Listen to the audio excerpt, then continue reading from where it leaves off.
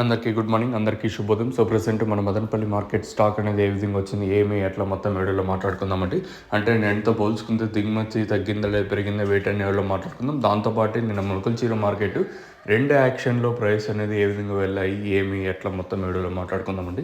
ఇంకా ఛానల్ని సబ్స్క్రైబ్ చేయని వాళ్ళు అలాగే లైక్ చేయండి, లైక్ ప్లస్ సబ్స్క్రైబ్ చేసుకోండి.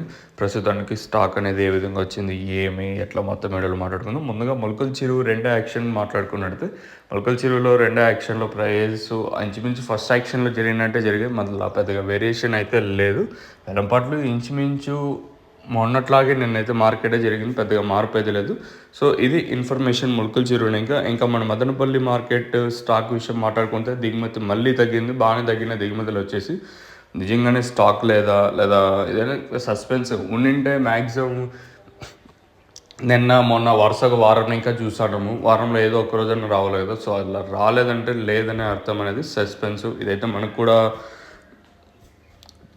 కూడా ట్రై చేయాల్సి ఉంటుంది. సో నిన్నటితో పోల్చుకుని దిగుమతి మళ్ళీ తగ్గింది, మళ్ళీ నిన్నటితో పోల్చుకుని దిగుమతి తగ్గింది. మరి వేలంపాట్లు అనేది ఏ విధంగా ఉంటుంది, ఏమి ఎట్లా మొత్తం నెక్స్ట్ వీడియోలో మనం తెలుసుకుందాము. సో ఇప్పటికైతే దిగుమతి అయితే తగ్గింది. ఇంక ఈ తర్వాత ఏమన్నా దిగుమతి వస్తే చెప్పలేము.